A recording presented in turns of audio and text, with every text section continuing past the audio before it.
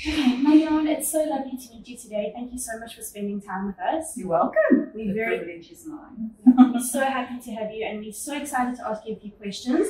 So I think let's go right ahead and dive in. Okay. Our first question is, are you working on any exciting projects at the moment? Yes. Just this morning we had a huge presentation for a house close by in our area, and I'm also working on a Free State farmhouse, which is exciting because these two projects are completely different.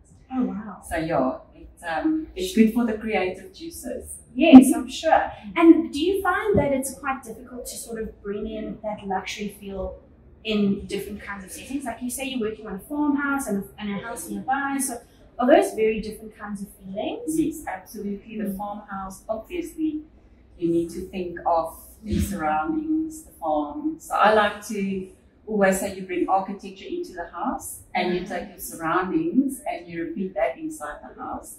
So it's a bit different on the farm. It's much more relaxed feeling with like screed floor, where in Three Rivers it's high grass, marble tiles, so it's two completely different looks. But I quite enjoy that because it stretches your creativity, and I love putting down the client's stamp and not mine. So when I leave, they feel comfortable in their own house. I really, that's very important to me. I suss the client's personality, I suss what she loves, high gloss, cement look, creative, romantic, yes, which personality she has, and then I incorporate that in the house. That to me is crucial. So that's quite amazing that you can obviously help and guide them, but it's very much their flavour that you're putting into their own house. Yes. That's amazing. Yeah. I would guide and give them professional help. I study design. Yes. So I would guide and help and see if they're making a little bit of a mistake here or they're on the wrong track. I will help, but I will always take their personality into consideration. That's amazing, because even if I just think of myself, you know, maybe I have an idea, but I don't always know, like, okay, this light fixture needs to go there, or this is going to highlight that. So that's why we bring somebody like you in, right? To give us that expert. Yeah, there's a rule actually. Oh. So if you like modern, but you also have a bit of a classic, just a bit of a classic personality. You have 70% modern and 30% classic. If you have a classic personality, but you like the contemporary look, you'll go 70% classic and 30% modern. So then you have that nice, interesting flow. Because some people like a lot of things, but it's very important to incorporate and to bring together the right amount. So 70-30 is a very good combination. That's quite an amazing rule. Thank you so much for teaching me that. I've never heard of it, but you know, you learn something new every day. Yeah. And that does actually lead me to my next question. Do you have any advice for creating timeless designs? You know, designs that can kind of stand the test of time. I know that's a big ask, but do you have anything in mind that you think sort of, you know, these are the things that you should do to avoid falling into that trap of being out of fashion or out of style too soon? If I take myself as an example, in the early years of my design career, I've been doing this 28 years this year, I changed often. Yes. You know, you like to have a yellow wall and then a green wall and then a blue wall. But then I sort of found myself, my own best personality, and the colours I really, really loved. So I started incorporating that into my home. And I can say that I have had the same colouring in my house for 8 years now without feeling bored with it. Yes. So you add texture and you add a basket or a leather couch, but your main colour scheme remains the same. So I think you need to find out which colours are your favourite. Okay. Again, your personality. If you have a creative personality, you can get away with a black wall full of art and a zebra skin, and maybe just a yellow couch. Love it. If you have a natural personality, you would love a wooden floor, a leather couch, and a neutral wall, and baskets. So you get the picture. Yes. So you need to find out exactly where you fit in terms of your personality or your style. And if you have that, it's easy. Classic, romantic, natural, creative, vintage. So many different styles. Yeah. So it's really just about laying that foundation and being able to interchange sort of the accessories and other things, the moving parts. Yes. Yeah. Very nice. You know, some people say I'm a plain Jane. I've heard that often. Yes. No, I'm just a plain Jane. Those ones you would go neutral colours, Yes. textured cushions. Yes. Someone would come and say, out of the box. And then you would make cerise pink pedestals and interesting stuff. And she would love it. So that's my secret. Yes. That's their personalities. I love it. Thank you so much. That's a very good tip. Honestly, very, very personalized to each person, which I love. So I guess my next question is, with that in mind, what kind of still, after all of these years, after 28 years of design, how do you still stay excited about design and getting new projects and, kind of not just doing the same thing over and over, but really getting into it and getting into that creative process? I strongly believe in establishing a nice, solid relationship with a client. I call them my friend clients. They all become friend clients. So if you have a nice relationship with your client, eventually you understand exactly what she wants. So that to me is important. And it makes me excited to see them excited. And also because every home is so different, you actually cannot get bored. I don't have a pattern for every house. I really take the house, take the surroundings, take the architecture. I love architecture. I'm a fanatic. I love architecture. That's so cool. So I always look at the architecture of the house. And that brings me to another point. Architecture, sometimes you build or you help with a new house from floor plan. I like those. Because then you can really take the blueprints. Yes. And take that blueprint right through. Where if it's a renovation, it's a little bit more difficult, or just a fix-up, or just decorating. But every single project has something that's exciting. It's quite amazing, yeah. Because you're working with creativity. That's it, and everybody's different, right? Yeah. So it's really, as we said earlier, bringing their flavor to it, Yeah. right? People do think that design is an easy job. It's not. There's so many intricate things. That's it. Like fitting positions, tap positions, plumbing. Some people think we're plumbing specialists. All those things. There's so many things to think about when you build a house. Exactly, and it is like, I don't do what you do, so I might envision something and think it might work, but when you try it in practice, I might do it one way and then you come in and move one thing and suddenly it all makes sense. Yes. And that's why you do what you do. It's experience. Even if I have the vision, I'm not going to be able to put it together, but you can bring it to life. So thank you, I love that. Okay, so my next question is, what do you envision sort of as the future of interior design? Do you think that there is any kind of trends we should be aware of? Anything that you think may be exciting could be coming in the future? Any ideas on that? I never thought I would say this, but people are really more technologically inclined these days. Right.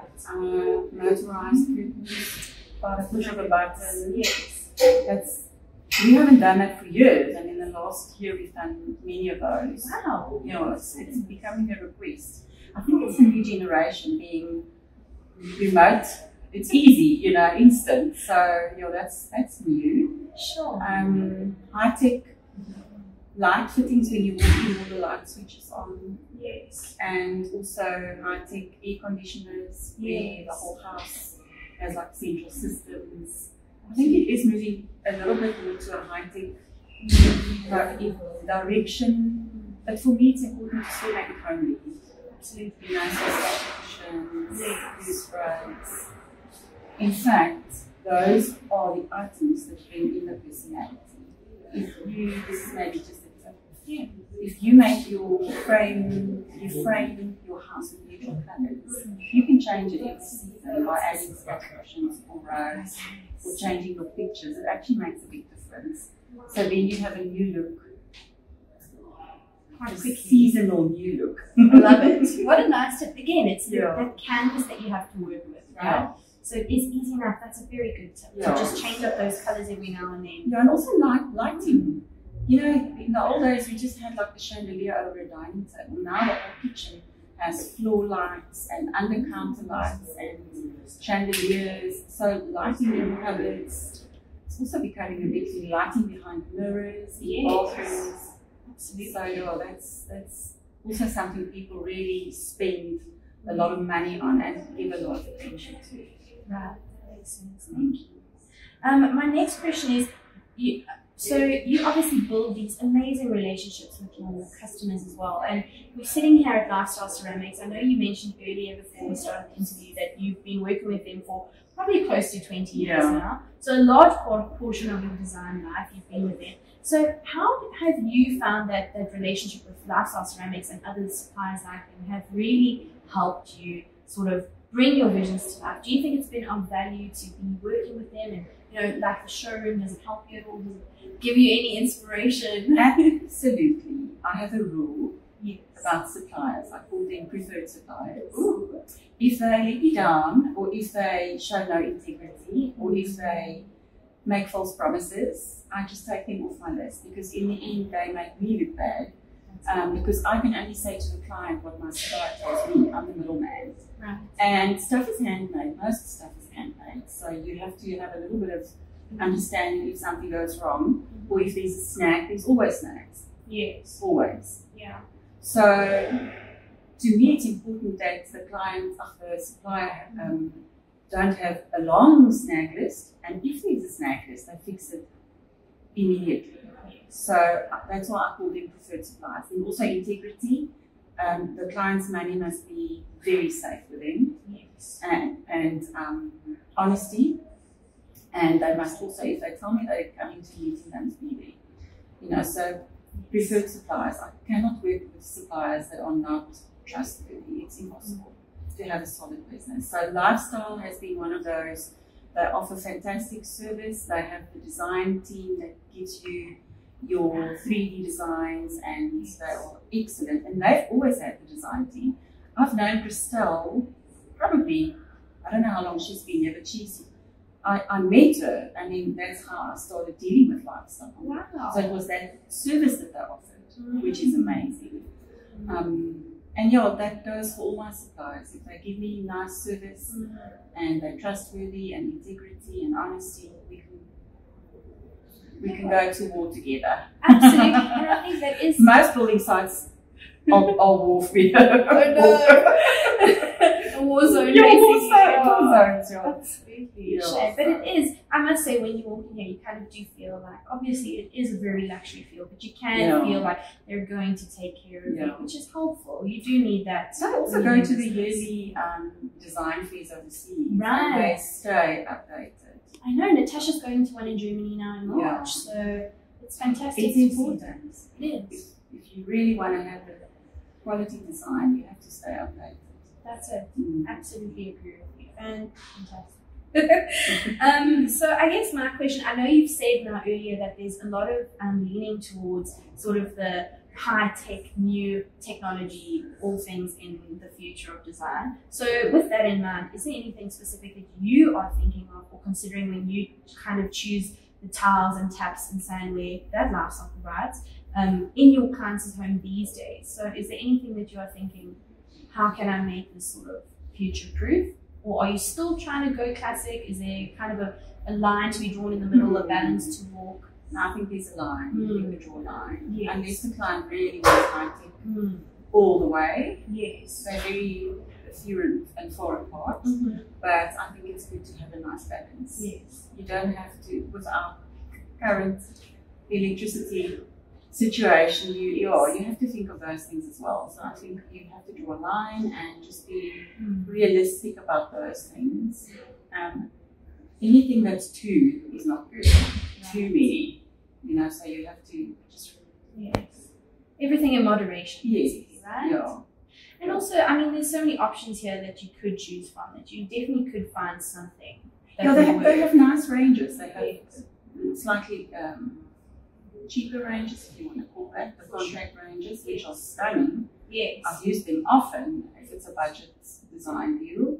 And then they have the most beautiful special imported tiles, which are magnificent. And you know, you don't have to always tile the entire bathroom, but you can do a focal wall if you want to save a bit of money and still have that classy, classic look. So there's ways. Definitely. Because I mean, even look behind us, that blue wall, it's so Yeah. stunning. Yeah, that's You don't gorgeous. need to have a whole bathroom. No. It might be overkill. Yeah, absolutely. Yeah, focal walls are one of the design principles. So, yeah. I love it. Fantastic. Okay, I think I maybe have one or two more questions for you, so if that's okay with you. Sure.